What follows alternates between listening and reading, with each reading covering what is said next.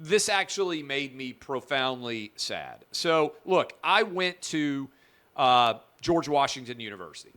I was an undergrad there. They gave me a scholarship. It's about 4 or 5 blocks down from the White House. I enjoyed my time being a college kid in Washington, D.C. I enjoyed my time at GW. Last night, some modern-day GW college kids shined this, among other messages, on the side of the GW library. It's the Gelman Library. I don't expect most of you to know that. The Gelman Library, the money to build it, donated by survivors of the Holocaust. So the Gelman Library is in the center of GW's campus. GW has, I don't know what the percentage was when I was there. I think it was close to half of the student body is Jewish.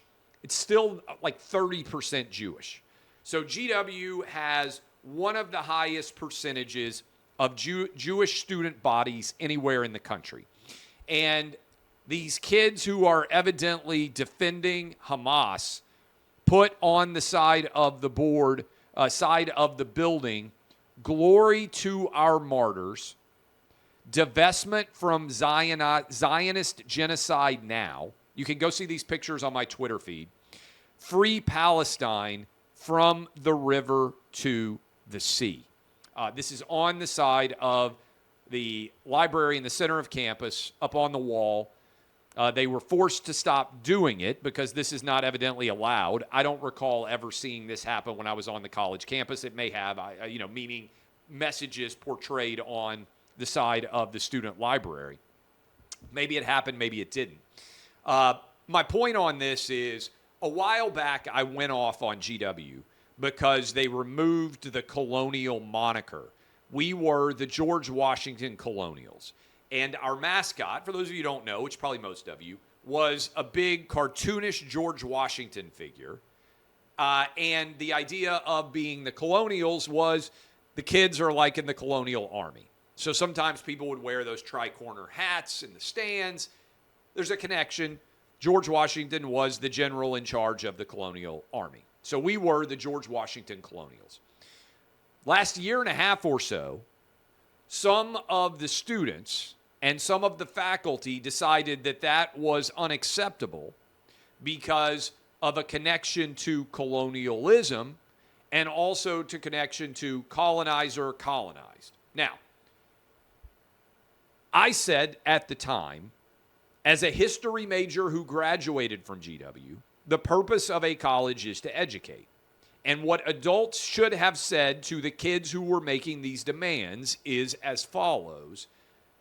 We were in the Colonial Army in the United States. We were fighting for our independence. This is the opposite of colonialism. We were on the side of fighting for our freedom against Great Britain.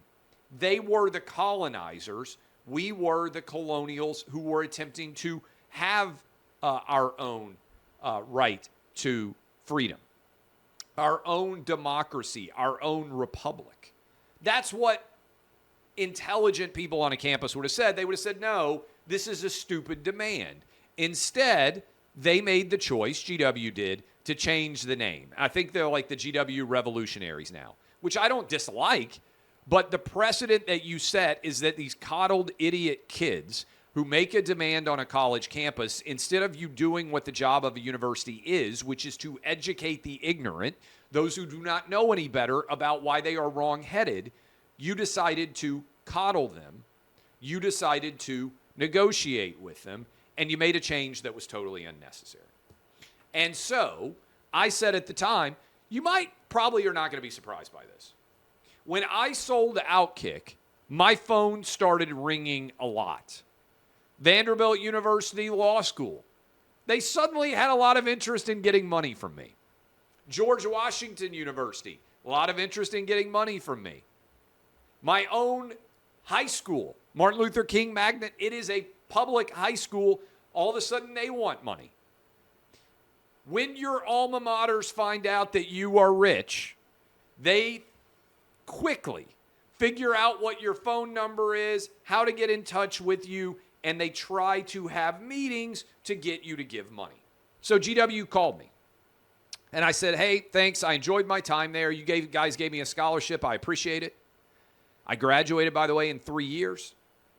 I've got a brick on campus. I actually just walked through the campus last week when we were doing the radio show. The brick is still there. And I told them, I said, I'm not going to donate money because you allowed these idiot kids to get you to change the name Colonials. And some people were upset with me. They were saying, well, why would you make that decision, Clay? And I said, this is symptomatic of a rot at the foundation of the institution. And the kids putting glory to our martyrs on the side of GW's campus and the protests that we have seen as a result in favor of Hamas are indicative, I think, of the university being captured by far left-wing ideology. It was not that way. There were a lot of college Republicans. There were a lot of college Democrats. When I was in college there, every opinion was welcome. There would not have been this kind of celebration of terrorists. I graduated right before 9/11. I was a first-year law student at Vanderbilt when 9/11 happened. I still had monster number of friends on the campus at GW who were standing inside on the roof of the buildings around GW and were able to see the smoke coming from the Pentagon, which is just across the Potomac River in Northern Virginia, in the wake of those terror attacks. I had a girlfriend on campus at GW who was still an undergrad at the time. I went to the top of her building, and I remember looking out and seeing that smoke soon after 9/11 as seeing the pictures of it and seeing everything that happened. I don't want to sound like Joe Biden. I wasn't walking around in the dustbin of in the fallen parts of 9/11, but I did experience it. I did know what it was like, and I was a college kid there. I said, this is wrong. There would have never been a rally supporting the terrorists after 9/11. And whatever your perspective is, there's good, there's evil, and the terrorists who killed 1,400 people are evil. And GW, with the population, no matter how many Jewish kids there were on campus, no matter how many Jewish alums there were, should be able to point out evil and call it out. And so I would say this, and I already tweeted it, I would ask other George Washington University alums to join me in refusing to make any donations to the university. The more money you can give and you hold back, the more influential you will be. I think you have to send a message to the administration that this will not be countenanced. Now, I don't want kids kicked out of school. I don't like that precedent of, hey, you don't have the right opinion, you should be kicked out. But I do think the university should speak with moral clarity on this issue and let it be known that the university does not stand for terror. And the university will not in any way endorse the murder of 1,400 innocent people in Israel. And the university will not support idiot college kids with idiotic decisions, and that, in fact, we believe those opinions that they shined on the library are abhorrent, indefensible, and without the support 1,000,000,000% of anyone in the administration at GW.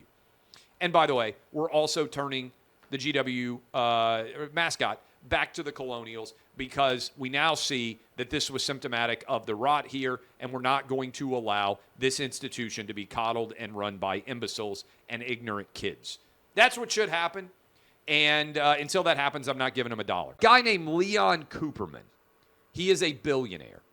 He was on, I believe it was Fox Business earlier today, and he has donated $50 million, he says, to Columbia.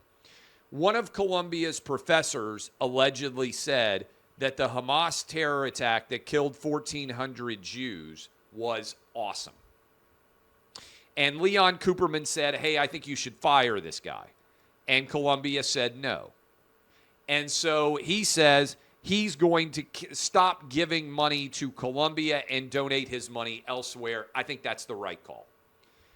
I don't think that any college student should be expelled from college for a political opinion, even if it's an offensive opinion.